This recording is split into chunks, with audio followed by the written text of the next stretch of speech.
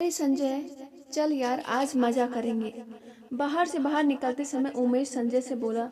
दिनेश भी उनके साथ साथ था। संजय ने कहा, मैंने पहले ही बहुत ज़्यादा शराब पी ली है, अब मैं इस हालत में नहीं हूँ कि कहीं जा सकूँ।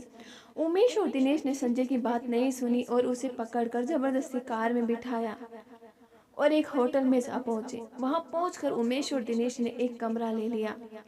उन दोनों ने पहले ही फोन पर इंतजाम कर लिया था तो होटल का एक मुलाजिम उनके कमरे में एक लड़की को लाया। उमेश ने उस मुलाजिम को पैसे दिए। वो लड़की वो वहीं छोड़कर चला गया। वो एक साधारण लड़की थी। लगता था कि पहली बार इस तरह का काम कर रही है, क्योंकि उसके चेहरे पर घबराहट के भाव थे। उसके कपड़े भी साधारण थे और कई जगह से फटे हुए थे। संजय उस लड़की के चेहरे को एकदम देख रहा था। उसे उसमें एक मासूमियत और घबराहट के मेल जोल भाव नजर आ रहे थे, जबकि उमेश और दिनेश उसको केवल हवस की नज़र से देखे जा रहे थे। तभी उमेश लड़खड़ाता हुआ उठा और उसने दिनेश व संजय को बाहर जाने के लिए कहा। वो दोनों बाहर आ गए। अब कमरे में केवल वह लड़की और उमेश थे। उमेश ने अंदर से कमरा बंद किया और संजय को ये सब बिल्कुल भी अच्छा नहीं लग रहा था, लेकिन उमेश और दिनेश ने इतनी ज़्यादा शराब पी ली थी कि उनके होश ही ना था कि वो क्या कर रहे हैं। काफ़ी देर हो गई तो संजय ने दिनेश को कमरे में जाकर देखने को कहा। दिनेश शराब के नशे में चूर था। लड़खड़ाता हुआ कमरे के दरवाजे पर पहुंचकर उसे लड़खड़ाने लगा। काफ़ी देर बाद लड़की ने दरवाज़ा खोला। उस लड़की ने दिनेश से कहा कि उसका दोस्त सो गया है, उसे उठा लो। नशे की हालत में चूर दिनेश उस लड़की की बात सुनने के बजाय पकड़कर उसे अंदर ले गया और दरवाजा बंद कर लिया। संजय दूर बरामदे में बैठा ये सब देख रहा था। दिनेश को भी कमरे में गए काफ़ी देर हो गई थी तो संजय ने दरवाज़ा खटखटाया। इस बार भी उसी लड़की ने दरवाज़ा खोला। वो परेशान दिख रही थी। उसने संजय की तरफ देखा और कहा, बाबू ये लोग कुछ कर भी नहीं रहे हैं और मेरा पैसा भी नहीं दे रहे हैं। मुझे पैसे की ज़रूरत है, जल्दी घर भी जाना है। कहते हुए उस लड़की का गला बैठ गया था। संजय ने लड़की की ओर अंदर चलने को कहा और थोड़ी देर में उसे उसी होटल के दूसरे कमरे में ले गया। उसने जाते ही उसे देखा कि उमेश और दिनेश शराब के चूर बिस्तर पर पड़े थे। संजय ने दूसरे कमरे में उस लड़की को बैठने को कहा। लड़की घबराते हुए बैठ गई और वो थोड़ा जल्दी में लग रही थी। संजय ने उसे पास रखा, पानी पीने को दिया, जिसे वो एक सांस में पी गई। पानी पीने के बाद वो लड़की खड़ी हुई और संजय से बोली, बाबू अब जो करना है जल्दी करो, मुझे पैसे लेकर जल्दी घर पहुंचना है। संजय को उसकी मासूमियत बातों पर हंसी आ रही थी। उसने उसे पैसे दे दिए तो उसने पैसे रख लिए और संजय को पकड़कर बिस्तर पर ले गई और अपने कपड़े उतारने लगी। संजय ने उसका हाथ पकड़ा और कपड़े खोलने को मना किया। लड़की बोली, नहीं बाबू, कस्तूरी ऐसी लड़की नहीं है जो बिना काम के किसी से भी पैसे ले। मैं गरीब जरूर हूँ लेकिन भीख नहीं लूंगी। संजय अब बोल नहीं पा रहा था। तभी कस्तूरी ने संजय का हाथ पकड़ा और उसे बिस्तर पर ले गई। ये सब इतना जल्दी हो गया कि संजय कुछ कर नहीं पाया। कस्तूरी ने जल्दी से अपने कपड़े उतारे और संजय के भी कपड़े उतारने लगी। अब कस्तूरी संजय के इतने नज़दीक थी कि उसके मासूम चेहरे को वो बड़े प्यार से देख रहा था। वो कस्तूरी की किसी बात का विरोध नहीं कर रहा था। उसके मासूम हाव भाव व चेहरे को संजय की नज़र हटी। तब तक कस्तूरी वो सब कर चुकी थी जो पति पत्नी करते हैं। कस्तूरी ने जल्दी से कपड़े पहने होटल के कमरे से बाहर निकल गई। संजय अभी भी कस्तूरी के ख्यालों में खोया हुआ था। समय बीतता गया लेकिन संजय के दिमाग में कस्तूरी निकल नहीं पा रही थी। एक दिन संजय बाजार में सामान खरीद रहा था। उसने देखा कस्तूरी भी उसके पास ही एक दुकान में सामान खरीद रही थी। संजय उसको देखकर खुश हुआ। उसने कस्तूरी को आवाज़ दी तो कस्तूरी ने मुंह मोड़कर देखा और फिर दुकानदार के से सामान लेने में जुट गई। संजय उसके पास पहुंचा। कस्तूरी ने संजय की तरफ कोई ध्यान नहीं दिया। कस्तूरी ने सामान खरीदा और दुकान से बाहर निकल गई। संजय ने उसे पीछे से आवाज़ देता रहा लेकिन उसने अनसुना कर दिया। कुछ दिन बाद संजय को कस्तूरी पर फिर दिखाई दी। उस दिन संजय ने कस्तूरी का हाथ पकड़ा और उसे भीड़ से दूर खींच कर ले गया।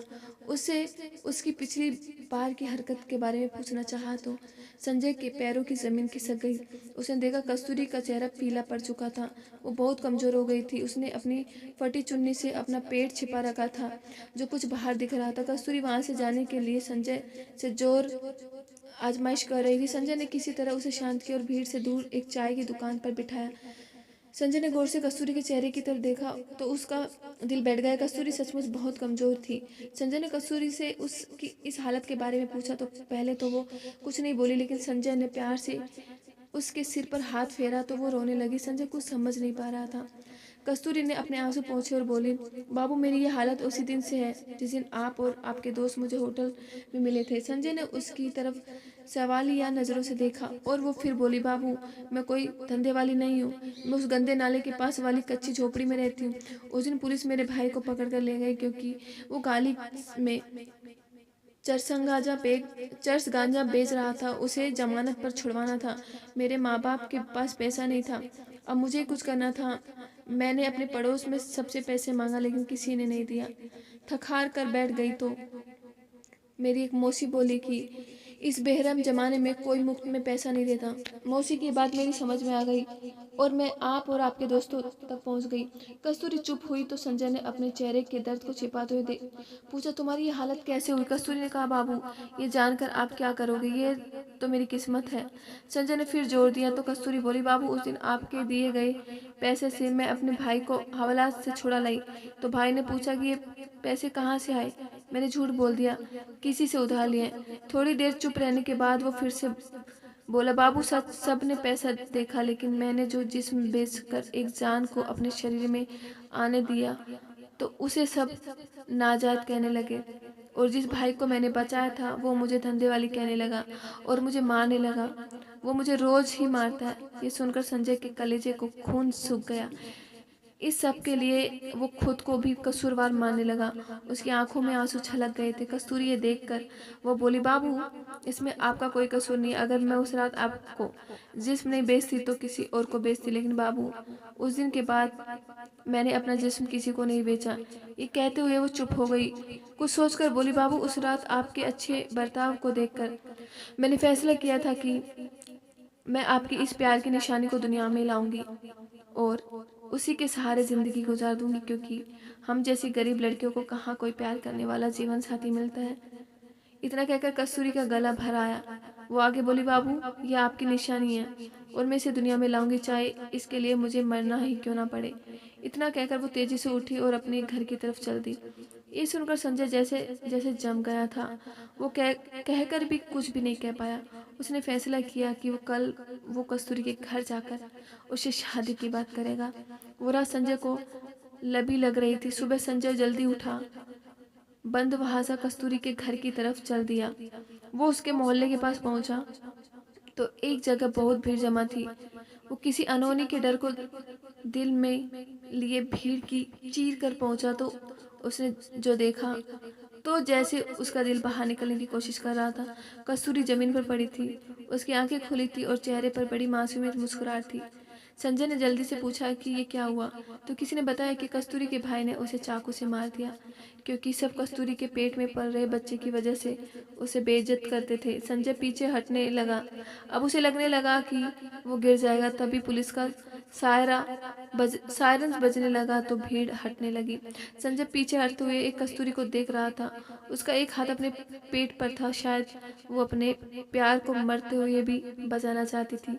उसके चेहरे पर मुस्कुराहट ऐसी थी जैसे उन खुली आंखों से संजय को कहना चाहती, बाबू ये तुम्हारे प्यार की निशानी है, पर इसमें तुम्हारा कोई कसूर नहीं है। संजय पीछे मुड़ा और अपने घर पहुंचा।